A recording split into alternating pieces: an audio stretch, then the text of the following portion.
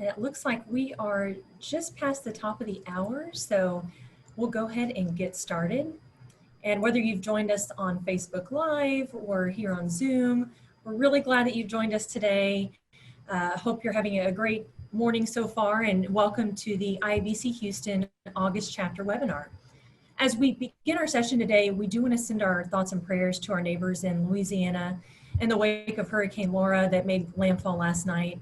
And we're really hoping everyone stays safe as those recovery efforts begin. And in case we haven't met, I'm Haley Ross, your IABC Houston chapter president for the 2020 to 21 term. I'm really excited to kick off this new year of programming and continue the momentum from last year's success. And this success would not be possible without the support of our sponsors. So we really appreciate our diamond partner, Pierpont Communications, and our chapter partner, Mike Krantz & Co. So I'd like to share just a few announcements before we introduce today's speaker and get our program started. So first, you may have seen in our recent email communications, we recognize that some of our members may have been impacted by COVID-19, employment layoffs, and underemployment during this difficult time. So as a way of us giving back to you, we're offering a limited number of hardship scholarships. To learn more about that and to apply, head on over to our website at iabchouston.com, and you'll have all the information there that you can reference and submit your application as well. Another way that we're supporting our community right now is through our Career Center page. This highlights all of our talented pros in the Marcom field and the greater communications industry based in Houston. This is a no-cost opportunity, so if you'd like to submit information on yourself, if you're looking for a job, or if you're hiring and looking for those talented comms pros, please check out the Career Center page on our website, and you'll find all the information there to proceed with that. Another important deadline that we wanted to share, the deadline is actually today for our mentorship program. This is the second year of the program. We're really excited to kick off another great year. We have many applicants, and it's going to be a really exciting program this year. So if you're looking to possibly serve as a mentor, or if you'd like to seek some career guidance as a mentee, please check that out as well. Go to our homepage on the website and you can apply there. Again, the deadline is today, so we encourage you, if you're interested, to definitely take a look at that and reach out. So a few upcoming events to keep on your radar. We have a really great eSig program coming up on September 10th.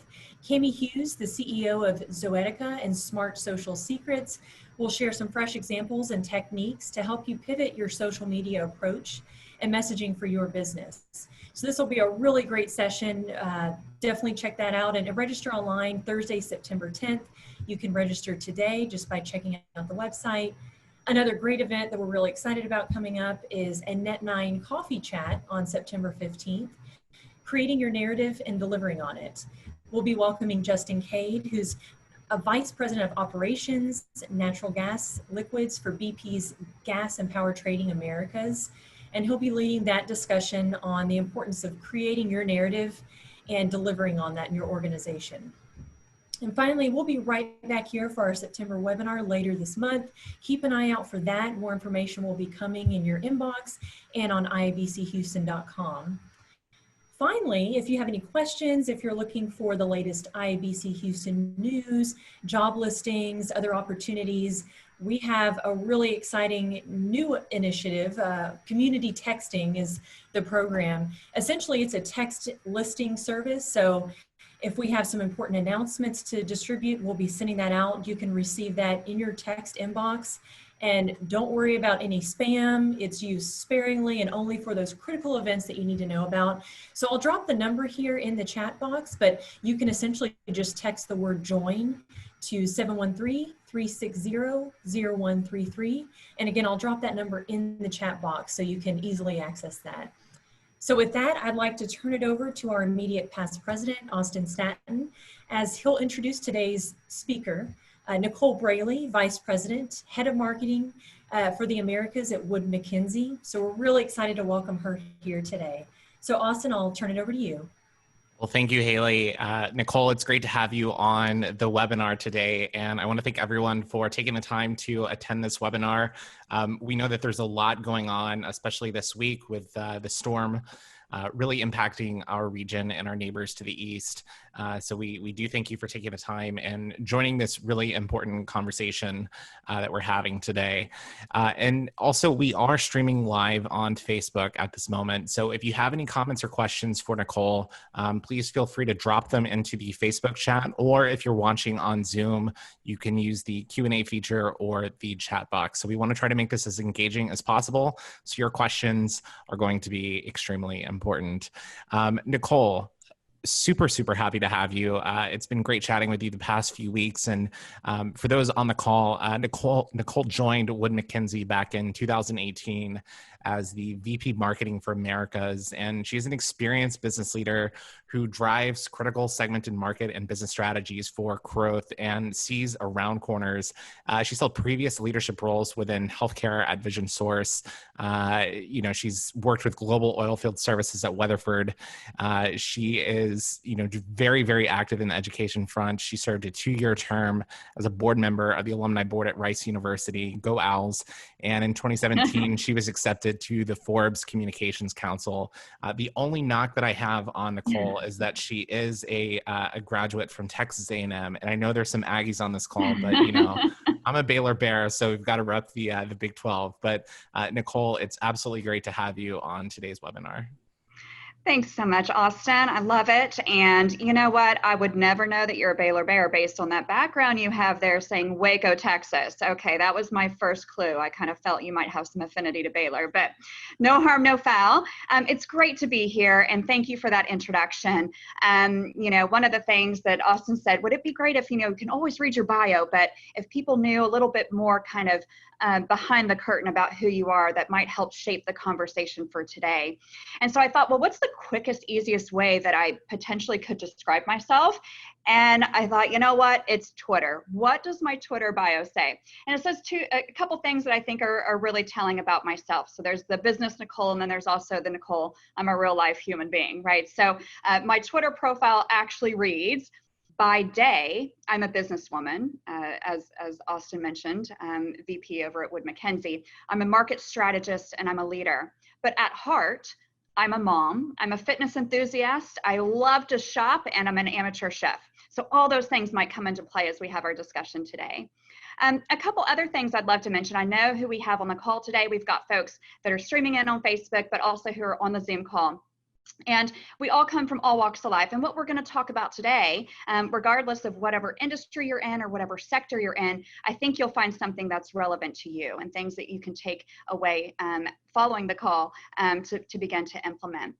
So I personally, I've grown up in the oil field, quite frankly. My father is a geologist, so I genuinely had grown up in it. And I'm used to being the only female in the room. And there's still times where that hasn't changed even in 2020.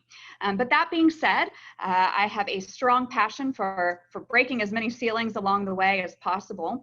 And I genuinely credit, sort of my leadership journey to 3 big things. The first thing is introspection, kind of in my continual development on myself.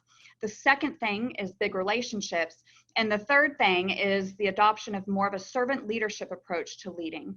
So I'm grateful to have spent time in oil and gas, but also to Austin's point in healthcare, consulting, and technology. So I hope all of that will be reflective in the conversation we'll have today. Austin, did you want to tee up more about the conversation? Yeah, let's do it. So first off, really impressive by the amateur chef skills. I hope to see you on Chopped. I've watched so much Chopped during quarantine, so hopefully we'll get to see an episode once filming resumes. But can you kind of maybe set us up with the context and what we're going to discuss more today when it comes to rethinking the workplace? Absolutely. It's on all of our minds, right? Because we're in it and we feel it, whether it's you yourself. Some of you may have already worked remote before, but now you've got customers who are now in that place that's not familiar with them. So there's a lot going on. We've got the pandemic.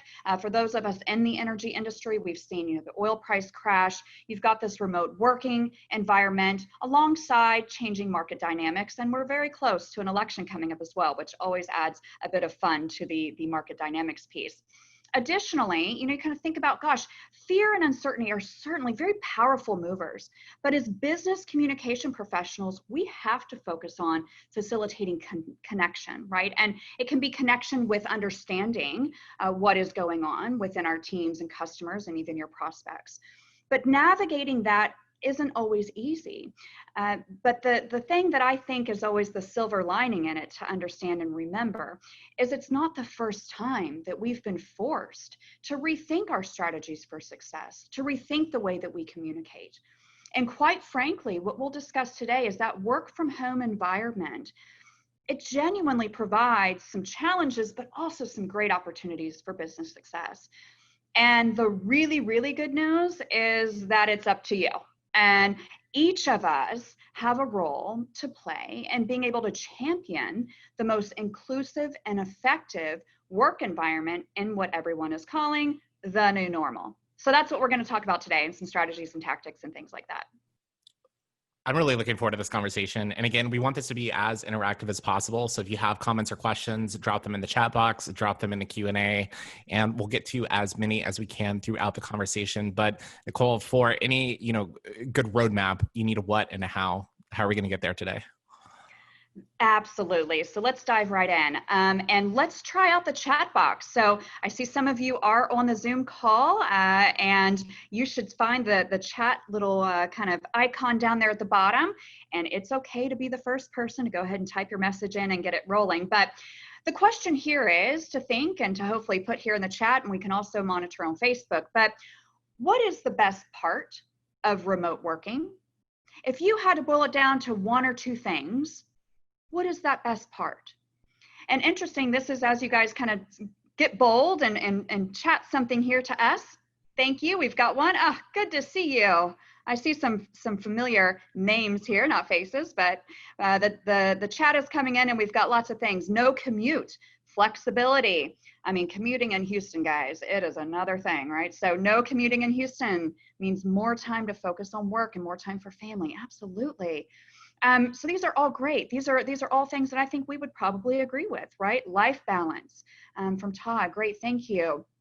So I think there are some silver linings to remote working, and there certainly are challenges, and especially for us as business communicators. So the what and the how, to Austin's point. Now that you all know how to work the chat box, I schedule flexibility. Very, very good, very good.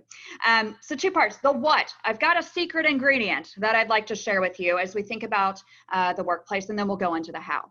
So first up, secret ingredient. Now, how important is a secret ingredient? I mentioned in my Twitter profile, I'm an amateur chef. Now, quite frankly, that is because I'm required to be, because I've got 3 kids and a hungry husband. So every night I'm having to cook a meal that contains at least some meat and potatoes and a veggie. Okay, so every night I do have to do a bit of cooking. But there's always folks, you go and you taste their food and it tastes so much better. And I always think back, I've got an old neighbor of mine who no longer is a next door neighbor, but we still spend a lot of time with them. And she makes the best spaghetti meat sauce. And I always think, well, why is her spaghetti meat sauce so good? She just has tomatoes and all the normal stuff in it and the meat. And what is that secret ingredient? Well, quite frankly, she does have a secret ingredient, and that's why hers is that much incrementally better than mine. So the secret ingredient for you as business communicators and being that much better around your trade in this kind of a new working environment. And whether you're in B2B or whether you're in B2C, or even if you're looking at internal comms, the one thing that is the secret to your success and being incrementally better, I believe, is knowing how to be inclusive of your diverse audience. Now, I know what you're thinking. You're like, okay, Nicole, that's the secret ingredient. Duh, the first thing we all think about is our audience. We all know that, right? But I'm asking you to go one step further. How can you, by knowing your audience, take it one step further to be genuinely inclusive? And it will make your communication efforts that much more effective. So what does that look like? And if you have some ideas, do share them in the chat. But I'd like to give you an example of what taking that extra step of inclusivity in your business communications may look like. So I was in a meeting a few weeks ago. We have a regional executive team here in the region, and we wanted to get a pulse on things. So we called a meeting, and we had some of our folks that lead different what we call affinity groups within Wood Mackenzie come and share with us kind of what's the beat on the street, what are you doing, how can we help? that sort of a thing. So a listening session. And the thing that I think is really interesting is the response that we got back to the ask. And one of the issues that first came up, and this is really kind of paying attention to our empathy and specifically cultivating kind of that awareness around things about our colleagues who are simply working parents during this time. And as they continue to take more and more, what could the company do to show support without letting things like gender bias creep in, or, you know, kind of not putting people on certain projects because they're afraid they've got kids at home, they can't do it, and that kind of a thing. So the discussion was remarkable, and genuinely we had a lot of action out of it. And it was kind of, you know, put a light switch on for some folks that hadn't quite been thinking like that. But all that being said, of how we added that extra level there, the issue was raised by somebody in that meeting who doesn't have children, but was sharing a concern for their coworkers. So even though that person isn't in a business communications profession, the example is that yes, that person knew their audience. Yes, that person was there to contribute. But the concern that they brought to the forefront was something that, because they took that extra step of genuinely being inclusive in everyday communications and in our meetings. So I love that example because I just, you know, and I told the person afterward how grateful I was that they were kind of taking that extra step. But the biggest mistakes we make as communicators is thinking we know, right? We know what you want, what you think, because you're like us, and we know because we got a persona sheet on you. We assume you want to buy from us. We assume maybe you're not ready to buy it all yet, right? We assume you know how to find us. You know, all the things that sometimes as marketers we take for granted. And biggest thing is we sometimes assume that anyone in their right mind cares, right? Like what we're putting out there. And that's not always the case. But if you can take that extra step, not only knowing your audience, but being inclusive of where they are in that space, outside of your typical comfort zone and what you typically may go to, that right there is a secret ingredient to being incrementally better at business communications. And the next we'll dive into the how. But I wanted to see here, we've got a couple of comments from, gosh, all kinds. I'm going to scroll down a little bit. Inclusive stakeholder analysis, a lot more interesting when your audience is global. How do you feel about global audiences being included? It's a great question. And I think that, you know, that also ties into the next question is how you're checking in with people remotely. And these two things, we'll go into the how. And we'll give some examples of things that you can implement today, because I do believe that kind of, you know, working in a global environment, if you do that, that's probably teed you up to kind of soften the blow of the uphill curve, learning curve that you need to do, kind of working in this remote environment that we are in. But it's not just that remote environment, right? At the beginning, we talked about how there are so many things that are going on right now outside of the workplace changing drastically, right? So let's dive into the next section if we can, and then hopefully it'll answer that question around global and checking in with people remotely. But Austin, do you think we are ready to go to the how? Let's go to the how. Give us that roadmap. Okay. You know, 3 action items. What are they? Cool. No, absolutely. So the how, guys, the how is all about what we call being a champion. Okay. And what we mean by being a champion, there are 3 things that you can implement today to help promote inclusivity in your remote working environment and be that much better as a business communicator. So number 1, the first thing I always like to talk about is you've got to stay committed to an inclusive culture. Now, I was just in a meeting yesterday around diversity and inclusion, and frankly, you know, you can have diversity all day long, but unless you have that inclusive piece where people feel engaged and people feel like they're participating and kind of inorganically changing the course of the conversation, unless you have that inclusivity, the diversity doesn't quite matter, right? But if you can stay committed to being inclusive in the way that you are putting out your communications and writing them and speaking them, it's the small, thoughtful actions that actually make a big difference. Some of the things we do around here, and I encourage my team to do, is maybe you can collect input for virtual meetings ahead of time. Sounds like a no-brainer, But how many Zoom calls and virtual meetings have you been in the past 24 hours that you genuinely didn't know what they were for, and nobody got your input as to if you had anything to add to the agenda or what might be discussed in the meeting, right? So it happens all the time. So it's a very small thing about collecting input before virtual meetings, and that creates opportunities for others to chime in ahead of time that might not feel comfortable participating. And that's kind of the other point. In a meeting, in a virtual meeting, you can elevate a voice that's probably not easily heard, right? Sometimes you know that person, it kind of looks like they want to say something, or you know this is their area of expertise, or you know because you collected input ahead of time that that person has something to say. And so if you have the opportunity to champion that and elevate a voice that's not easily heard, you should do it. Now, there you go. A couple other things. Did you know that we're kind of actually in that experiment together right now for the last 21 minutes? So even in a large virtual meeting where we're doing a webinar and we're kind of out there, and there are simple ways to be inclusive, and we're using the comment box for that today. So you have had the opportunity to participate and see what others are thinking. And because of that, that's kind of made our discussion much richer, and I'm having a much better time doing it. Austin, I don't know about you. Is it a lot more fun when people participate?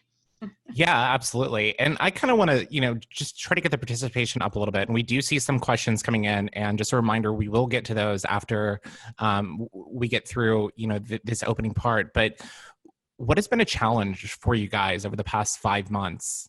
Whether it's working remotely, not being able to go into the office every day, what has been a challenge that you guys have had? I know that for me personally, having those like water cooler conversations has been, incredibly, or not having those has been incredibly different. But Nicole, one thing that we've started doing with my team at BP is we've launched what we've called Cautious Coffee. And we started it back in June, actually, following, the tragedy with George Floyd.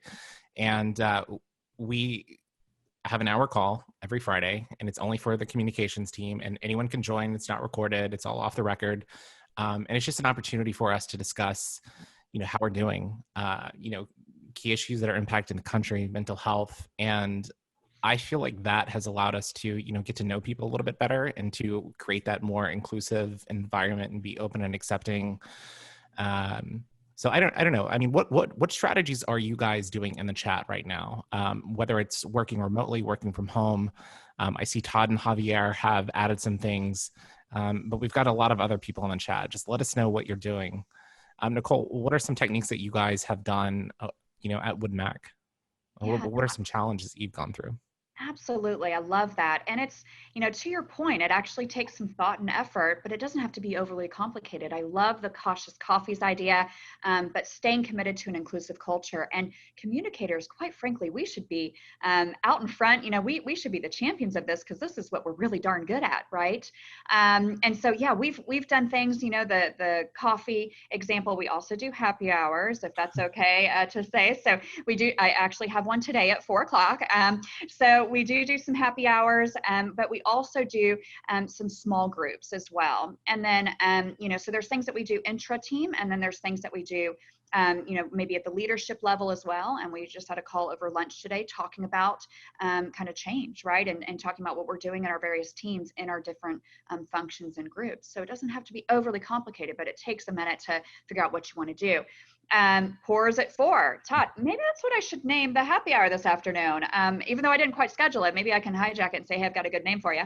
And Todd also said, company registry. So yeah. So guys, any other great ideas on how to kind of stay committed to that inclusive culture in this remote working environment? Do share your ideas here in the chat. I think that's beneficial for everyone. So that was the first thing. I've got 3. So number 1 is stay committed to an inclusive culture. Little things you can do. Small, thoughtful actions make a big difference. Number 2, have the courage, kind of building on that, have the courage to really hold yourself accountable. And so this is a time, since we aren't commuting, spending 2 hours in the car or whatever the case may be, take some time to learn about things, how, gender bias may show up in the workplace now, right? Where you have children who are at home and not in school right now, and show empathy to working parents. You can learn more about, right now I'm in a book club that is put on by our Pride group. And so we're reading Stonewall by Martin Duberman, and we actually have our first book club meeting on it next week. So I'm very excited. But that's another thing that you can do to kind of hold yourself accountable and taking time to learn about how to be that much more kind of inclusive in our new remote work environment. So that would be the second thing I'd encourage you to do. And we'll jump to the third one. The third thing that I think is to be curious and inventive. I keep telling my team, especially because we're in marketing, we're in commercial marketing. So this is the time to try things, be nimble, be quick, fail fast, but be curious and be inventive. Now's the time you should maintain the momentum of the operations, which take a lot more effort because we're learning how to do that in a remote environment. But are you also putting aside time to invent the future? And it doesn't have to be uber complicated. Like, what are other folks doing? And so I think you can get involved. It's one way. There are probably lots of different groups, not only in your company, but in the community, like we're here today doing. There's lots of great virtual events going on. You don't really have to, you can still be in your pajama pants and join the webinar that we're doing right now. So it's the perfect time to get re-engaged with different networks to stretch your external perspective. But I also think I got a great idea from somebody at IABC who said, you know what we did, and kind of thinking about the remote workforce and getting to make sure we still connect with one another and know one another and are there for one another, has to do around yearbooks. And I don't know about you, but the fond memories that I have of a yearbook, and getting your yearbook at the end of the year and using that black Sharpie and seeing how many signatures you could get to fill up your book, that was kind of, I was here for that. Okay, that is my, was the big yearbook challenge for me. But they did a yearbook challenge. They're all grown-ups. They're not in school anymore, but they did a yearbook challenge in their organization. And what it was is just a one-pager describing kind of who you were. And each employee had the opportunity to fill it out if they wanted to, telling them, telling folks a little bit more about them, but in a fun way. And then they shared it with everyone. And now it was so effective that they think, you know what, this would be great to use for new employees as they onboard in this new remote work environment to learn more about their colleagues from here on out. So there's kind of inventive things that we're seeing as a way to be more inclusive, honing in on that business communication kind of expertise, and being much more effective in the way that you're operating day to day.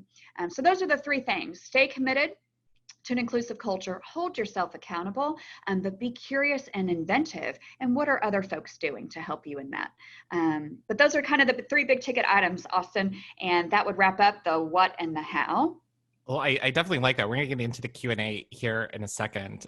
But Nicole, before we move into that, I do want to offer two tidbits just from my perspective.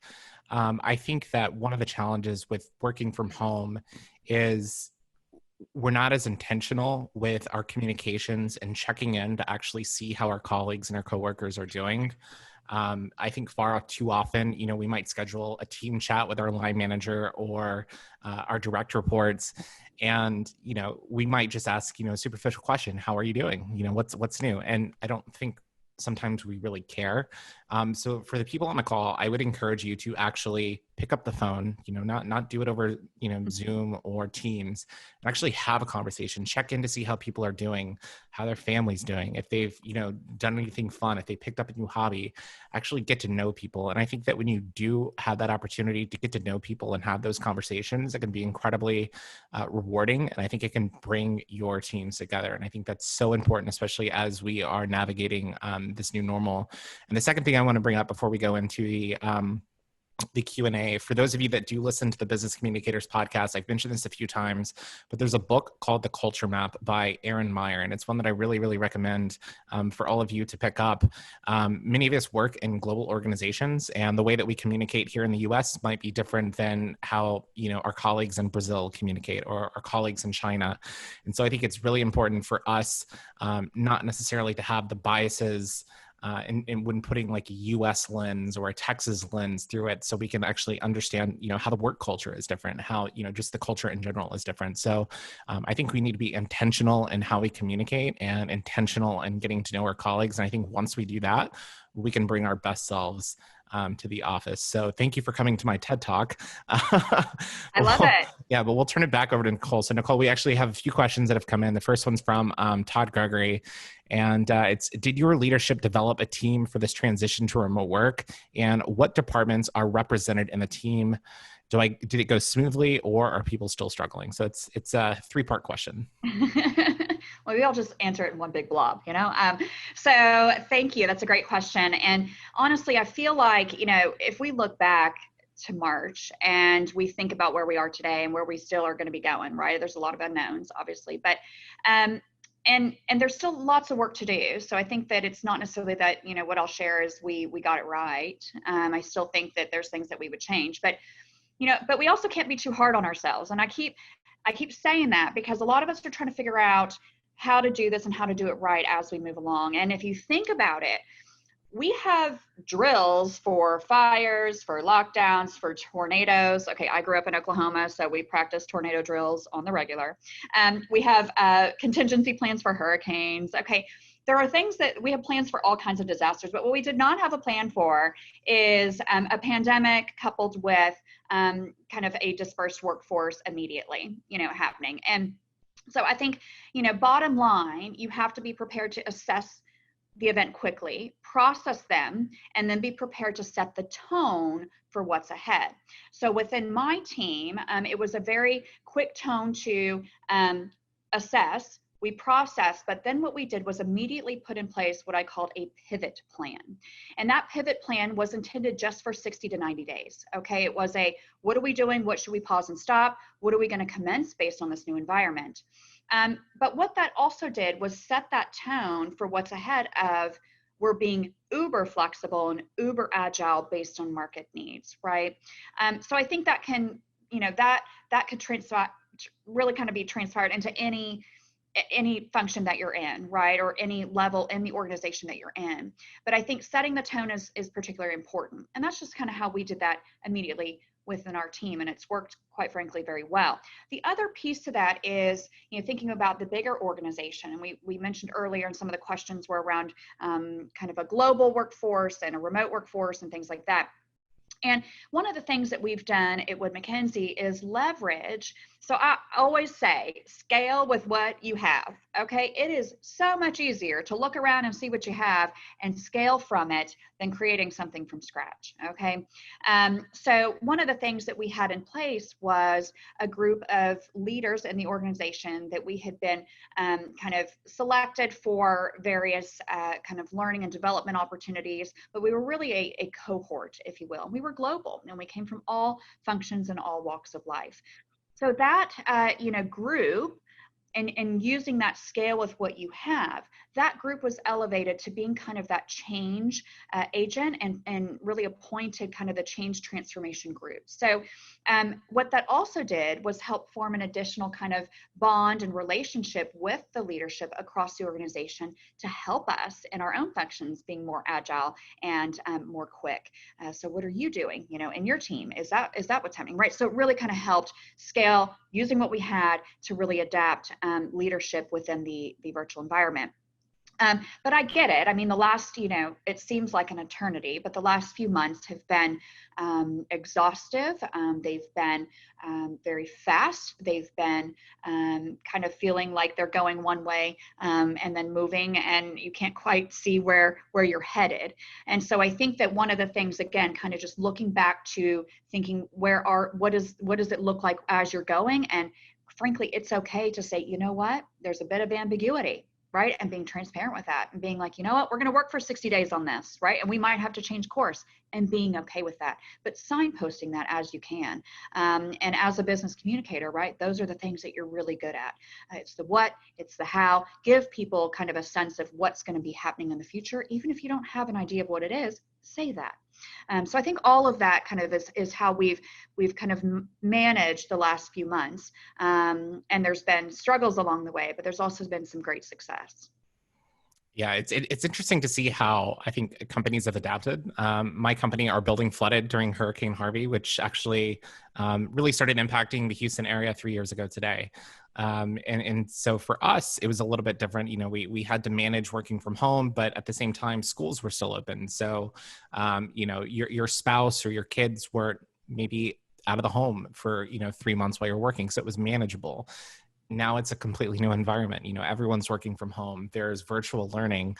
So I think the most important thing is to be agile, to be flexible, and also to be as transparent as you can in your communications. And if something that worked in June doesn't work in August or September, that's okay.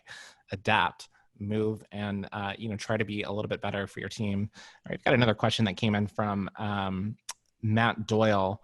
And it's, some businesses rely on annual associations, conventions, conferences to help grow their business and services. What are the future of such events in the next 2 to 3 years? Great question, Matt.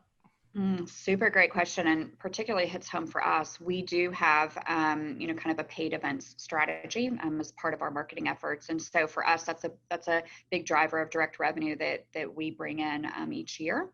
And so it's not just affects us, right, in the way that we still have revenue targets to hit, and we still know we need to do events, and but our customers rely on these briefings and events, right, to get their intelligence, and then our sales team relies on these events, right, to have conversations with customers. So it wasn't just a problem for us from a revenue standpoint, right, and part of our job.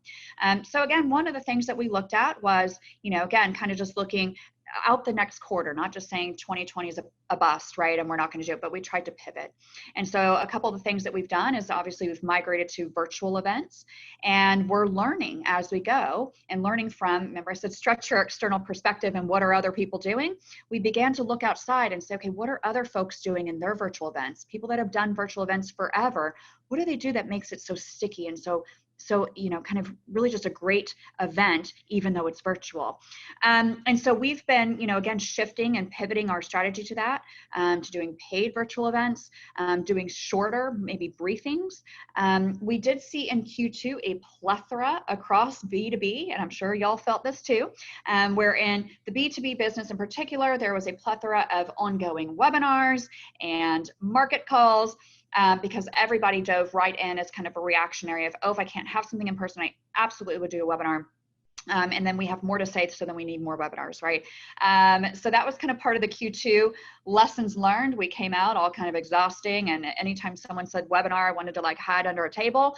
But now we're in Q3, right? And Q3, we've really begun to evaluate prioritizing the priorities and understanding where our customers are right now, and genuinely saying, you know what, even though they're at home doesn't mean they just want to log on and listen to us all day. Okay, so what are some other ways that we can engage with them in a meaningful fashion? So again, it's all about that pivot, but absolutely feel you on understanding kind of that association with, that is one of our key channels, and so we've had to kind of mitigate the revenue loss and find new ways to engage with our customers.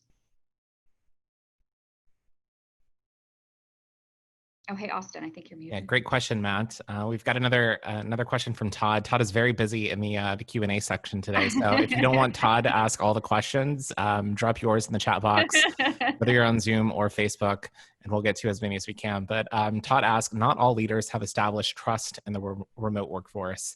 How can you bring leaders and employees closer together to establish trust? Yeah, if we all had that secret ingredient to establishing trust, we would be at a whole nother level, right? Because I think that, genuinely, right now more than ever, trust is so important. I think that business communicators play such an important part in conveying that, and making the connections where there seems to be kind of voids in information or gaps in information. But I personally, as a leader, I believe that establishing trust kind of comes from two places. And actually write about this a lot. If you follow me on LinkedIn, you may see where I have several things that I've written a lot about this. But number one, it's the introspection piece. And it's not necessarily, kind of being able to understand like, okay, what are my values and how am I being authentic in the way that I'm leading, in the way that I'm speaking, in the way that I'm communicating. But in times of uncertainty, like be a tree. Okay, tap into your roots, because what that allows you to do, if you genuinely just kind of think about introspection, what I value and where I'm going and what I believe in, and being authentic about that, that is a great way to establish trust. When there's a disconnect there on things that you value, you believe, but yet you're saying or doing something different, that's the number one reason why people kind of they raise their antennas up and they're like, I'm not connecting that, right? Humans are very smart emotional beings, right? And so even if you think you've got your poker face on and you're saying something different than what you believe or what you value, people will see right through that. So tap into your roots, and it's that introspection piece, and be genuine. That's the best way to establish trust across the board. The second thing is, I kind of think about, really kind of authentically communicating that and using greater connections. And when you're in a remote environment, it's really hard. And I call that the big relationship piece. So oftentimes you have your introspection, you know your values, you're thinking about the way that you're communicating, the way that you're going about your business. But the second thing is, if you don't leverage big relationships and use that network that you have built and cultivate and grow day to day, you don't have somebody to do a gut check for you, right? You don't have somebody that's going to say, hey, Nicole, when you had that meeting and you were talking about XYZ, that didn't quite feel right, right? Or, I've got some comments that people were making on that didn't quite fly when you said you were going to stop that program, or whatever the case may be, right? But you need to have folks in your network where you have big enough relationships that are going to keep you in check.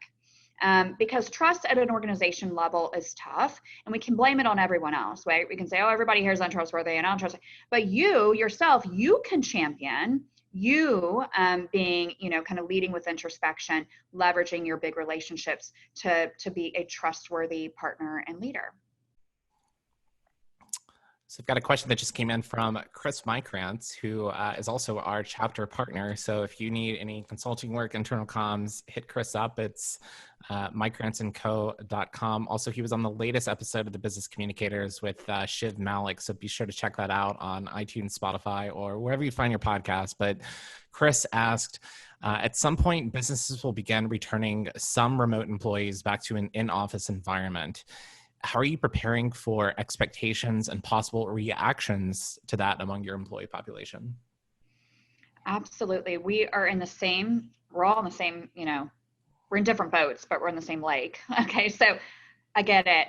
We are going through that right now. And as a leadership team, trying to evaluate, exactly kind of how we ensure that we remain inclusive and we don't have any bias creep in around, as we migrate back in. So we are a very global organization. We have countless locations across the globe. And at any given time, all of those locations are in either a phase 1, phase 2, or phase 3 in terms of coming back to the office. The most important thing that we've focused on is being exceptionally clear and very genuine, and saying that even if you do not opt to be in a phase 1 or phase 2, because you may have other things, you don't feel comfortable, you've got kids at home, like whatever the case may be, that is 100% fine, right? And so we have given kind of that open space where we are 100% behind letting people kind of make that decision on where they feel comfortable in returning to the office. Coupled with that, we have to ensure the leadership team continues to, if you've got folks that are still remote, make sure that you're still including them in the conversation, in the meeting, in the project, right? And looking for telltale signs of understanding when people are socially kind of disengaged, right? And understanding if you may have sort of a lack of engagement. We've also upped our pulse survey, right? So we usually do that once every 18 months. We did one in April. We will do another one in September, just to make sure we have, we're keeping a good pulse on employee engagement, but it is up to all of us in our teams and working within the organization and cross-functionally to make sure that we're being inclusive as people are kind of on that fence of going back in, some are not, and that will continue for some time, we believe, up until early next year, right, if we look at our global footprint. So yes, so I think it's of utmost importance to kind of keep inclusivity top of mind and making sure that you're also looking for unengagement symptoms of folks. Kind of as a follow-up question to that, I think whether it was in high school, college, or even in our professional lives, and we're guilty of this, at IABC Houston too, if you come to a happy hour, but we always gravitate towards people that we're comfortable with, right? These cliques form, whether they're intentional or not. And in the workplace, this is also something that happens as well. But I feel like if you're in the office, you have the opportunity to actually go to someone's desk, talk to them, maybe have lunch. You don't necessarily have that opportunity when you're on a Zoom call or a Teams call. And then oftentimes, if you're on a webinar, you might have the same people asking questions and coming off of mute to speaking. And so the people who might have some of the most brilliant ideas, but might not feel confident to speak in front of a large audience, their voice isn't heard. So what can we do as communicators to ensure that, we're listening to all of the voices in the room and we actually are making sure that everyone is heard and represented. Yeah, I love that. And that's absolutely something all of us can do, right? And so one of the things I love to do, I don't know if everyone else feels this way, so y'all let me know in the chat, but I feel like since everybody's remote now, everything has to be scheduled. So to your point earlier, Austin, around, kind of missing those water cooler talks and, missing what I call an opportunity to spark innovation, right? When I'm in the kitchen and I see someone from a different department, I'm like, cool, what's going on? And they tell me, and I'm like, oh my gosh, and it kind of sparks something that I hadn't yet thought of. Those opportunities are missing now, right? So not that you can wholeheartedly recreate them, because we're not going to be in the kitchen together, probably for some, maybe a little bit more time. But how can you make sure that you're still doing things to find sparks of innovation and find out kind of, more about one another? So again, when you're in a meeting, it's easy. Lots of meetings going on. People love to schedule them. Always think about kind of who's not participating, right? Maybe you follow up with that person afterwards, like, hey, I noticed you didn't have much to say, but that's kind of your area of expertise. Did you have any other thoughts, right? And kind of seeing and engaging that way. The other thing is that I love to do as a leader that probably people don't wholeheartedly love if you're on the receiving end of this, but I sometimes don't schedule meetings and I just call people. So I'll just randomly just be calling people. I'm like, hey, just checking in. What's going on? And they're like, oh, I don't want to turn my video on. My hair's a mess. And I'm like, well, I don't care, right? Like I just want to check in and say what's going on, because usually I walk the halls. And so I personally miss the opportunity to walk the halls. So that's my way of kind of recreating it and just kind of calling people and checking in. Another thing that I'll do is I'll think of somebody. I'm like, I haven't talked to that person in a long time. I'll send them a quick note. And I'm like, hey, I don't need anything. I just wanted to say, how are you? And that I was thinking about you. So I think there's little things that you can do to replicate, how you used to engage when everybody was in a physical environment together. So don't overthink it, but it also takes some energy to do it. Yeah, and if you have a team, I think it's really important to know that you have to empower them. I think that is so incredibly important, to play to their strengths, make them feel included, and not make them feel included, but actually make them included. I think that is incredibly important. We do have a comment on Facebook, and I see that Haley posted it both on Facebook and Zoom, but the question was, on your third point of being curious and inventive, what other ideas would you suggest for global companies keeping employees feeling engaged during this time? So, whether it's different time zones, we had a call last week with Shanghai, and, trying to navigate that, 14, 15-hour time difference was a little bit different. But, what are some of your tips or recommendations for that? Absolutely. And those Asia Pac calls will kill us in Houston all the time, right? You're up at like 9 o'clock and you're like, I'm so tired because I've been up at 7 a.m. for my UK calls. I get it. So I think, kind of figuring out what works for you. One of the cool things we've done with the global team is that every Friday we have sort of a running chat. We happen to use Microsoft Teams. So we have a group, and on Friday, we kind of post a fun topic and share pictures to get to know one another. So a couple weeks ago, the topic was, kind of here's a pic from my childhood. And so people were sharing, like, half these people were like adorable little children. Half of them were like hysterical, right?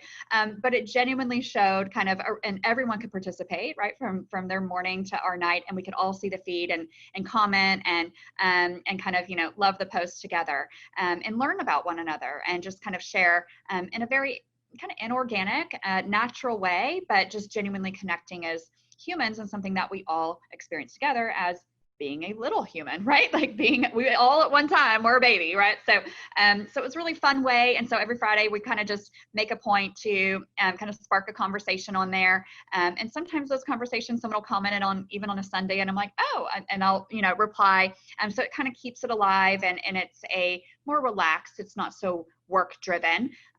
There's other things. We've done a trivia competition that took a little bit of orchestrating at the beginning, but we're a research organization, so these folks love some trivia. Okay, so we did a trivia competition. We've hosted, kind of one team mentioned that they did a bingo a couple weeks ago. So actually the individual that was telling me was like, no, I legit, got this thing from, secondhand store, like the bingo balls, and she was legit, pulled them out, and people at home kind of all had their bingo cards, and was just a fun way to kind of spice up a happy hour that was like super, super new, and they hadn't done it in a while, but it was really fun. So I think there's lots of things that you can do that are maybe not so project or work related, that allow you to kind of, again, kind of be inclusive and build the bridges in the remote working environment. Yeah, I think it's great when you could be creative. Yesterday, many of you saw on the IABC Houston LinkedIn page, to celebrate National Dog Day, we asked people to submit dog photos. And it was just so great to see, the furry friends that, keep us company while we're working from home. And actually, I do want to make a quick note. So the IABC International Executive Board Chair, Bonnie Caver, one thing that I really like that she does since she's taken over is she hosts office hours, and she does this once a month at 9 a.m. Central and 9 p.m. 9 a.m. and then 9 p.m. And what this does is it allows people to, just drop in on Zoom and chat with her. She'll have, an agenda sometimes, other times it's more free-flowing conversation, but it works because it allows people, in both the Eastern and Western hemisphere to come in and, just share ideas. And I think it's really great for her to do that. And so if you do have a global team, I would encourage you to maybe consider hosting office hours, so people can join at a time that's convenient for them. Just think outside the box, try things. If they work, that's great. If they don't, that's fine. You learn from it and you can move forward. We've got a question from Javier, and Javier was actually one that shared one of the dog photos yesterday, Princess Leia. We asked him to share a photo of a dog, not of a galaxy hero, but Javier asked, most of our communications, 80% plus is nonverbal. How should we define remote workplace rules of etiquette, such as, punctuality, professional conduct, dress, speaker listener protocol, et cetera? Absolutely. Y'all, when we all first went remote, and not only were we as professionals trying to figure out, what's the appropriate kind of vibe, if you will, but our families were trying to figure it out as well. So it was kind of, to use the term hot mess, it was a hot mess the first couple of weeks, right? Like there were all kinds of things going on. People couldn't figure out where to put their computers. I mean, it was a mess. And I think now we've gotten to a point where it's actually much more normative. And so therefore, I think you can start to establish some more normative guidelines, right?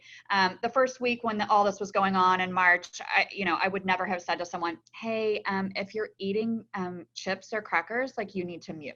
Okay, it's just like, it's rude, it's bad etiquette. But at this point, it's okay to probably say that, right? And depending on your team environment or the meeting environment, you might even call them out on it, right? So I feel that, the etiquette piece, just like when you're in regular meetings, still exists even though you're remote. And there's opportunities to, to kind of set a baseline and set some normative behaviors around that. One of the things we do is, we require, and this has always been for me, but now in remote, everyone needs to be on video, right? So I had a call just 2 days ago with our CEO, and there were a couple people who hadn't turned their video on yet. And he's like, so-and-so, I can't see you, right? So it is very normal in our business environment to being on video and being engaged, because to your point, most of our communication is nonverbal. If you can't see someone, you have a really hard time understanding what is their reaction, what kind of are you sensing? Are they engaged? Do they feel included? But moreover, are they not paying attention and they're doing 15 other things, right? Might also be a thought. So I think it's important when you have the capability to use video to 100% absolutely use it. And so that's one way that we've begun to kind of create a more normative kind of value around that, right? So when you're in a call with McKinsey, you're on video. I definitely like that. It's great to be able to see people, see their smiling faces. I know sometimes when I wake up for the early calls, I'm not necessarily wanting to be on video. So I've got a hat right here next to my computer screen that I will put on, if it's kind of early in the morning. And I think that's okay. You don't have to attend every meeting and, a full suit or, formal work clothes. It can be, workout clothes. It could be a hoodie, a sweatshirt, I think presenting yourself on camera is incredibly important. But Nicole, I do want to ask you one other question. And, I think when we first started working from home and this quarantine, a lot of us thought it would be 2 weeks, 4 weeks, maybe going into 6 weeks. Here we are in August. And I know at my company, we're not returning back to the office until at least January. But will our strategies around inclusivity and diversity change substantially if we continue this remote work environment into 2021, into 2022? And if so, how should we, as communicators, prepare to help our leadership adjust to this new long-term new normal? Absolutely. One of the great things that we've done to help, that's helped us through the transition, that will also be our guiding light as we continue through the transition to the new workplace that is, right, is that we do have a very strong kind of affinity group, but those affinity groups have leaders, right? It's their hobby. It's not their day job. And then there's also an executive sponsor. So I personally am the executive sponsor for the I&D affinity groups here. And then a couple other of my colleagues are, executive sponsors for the wellness group and ethnicity group and things like that. So I think that it's a bottoms up and a top down, right? You can't just have employees who are rallying around it and feel that it's very important, but not getting kind of the attention and support that it needs from the executive level. So that's the first thing. And the second thing is, once you do have a vehicle of people that have a heightened interest in the initiative, it's actually making sure that you can make things happen. And then, of course, measuring it, right? So the things that we're going to measure, we were just in a meeting yesterday talking about recruiting and talking about how can we up our game, right, on the diversity piece of recruiting. And that's when I also brought up the inclusion piece, right? We can bring in a diverse workforce all day long, but if they don't feel connected once they're here, they're not going to be engaged, they're not going to perform, and they're going to leave. So we have to make sure we get it right. So I think finding a couple voices that, will be great sponsors to help move through the next, as you said, 6, 12, 18 months, the workforce will look different, but there are some things that will stay the same. We still have humans that are still working. We'll need to bring more in. You want an engaged workforce, right? So that's really where you have an opportunity to be a champion and shine, right? As communicators, not only do you know your audience, but if you can reach that kind of understanding more and more and kind of speaking to that inclusivity piece, you'll be much more effective. 100% agree. And I do want to add that, the workplace champions, it doesn't have to come from senior leadership. If you are just starting out in your career, you're 2 years into your role, you're a junior member, that's okay.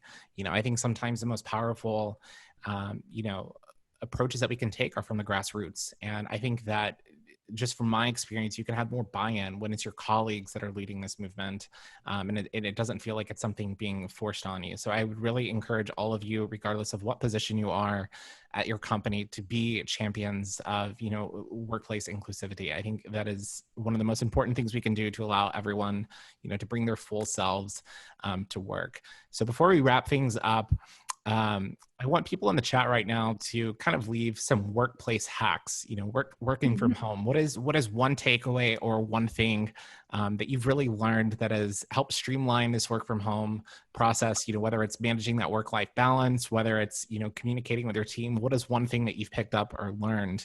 And again, Nicole Braley, Wood Mackenzie, you're a rock star, Nicole. I thank you so much for coming on and joining us for today's webinar. And, for those that are interested in maybe getting in touch with you, whether it's on LinkedIn, Twitter, whether it's, learning the life hacks that you've taught us today, or maybe even cooking recipes, or, maybe training for Chopped, what is the best way for them to get in touch with you?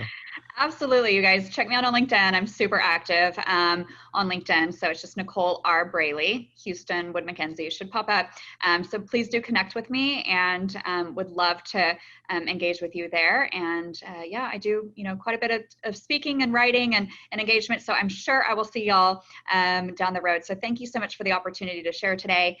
Really appreciate it. And it was a lot of fun. Thanks, Austin.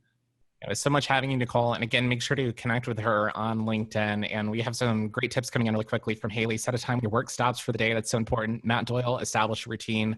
Absolutely important. That's so critical for also maintaining, an adequate mental health. That's something that Courtney Phillips spoke about in our June webinar. But a quick reminder for those of you that are on this call, be sure to sign up for the IABC Houston Mentorship Program. That's ibchouston.com/mentorship. And we also have a new community texting platform. So take out your phones right now and text JOIN to 713-360-0133. And you can stay connected with us. That way you can ask us any questions and we'll respond. It's a little bit easier sometimes to just text than answering emails. But Nicole, thank you so much for joining us on today's webinar. And we hope to see everyone again in September. Bye, guys. Thanks so much.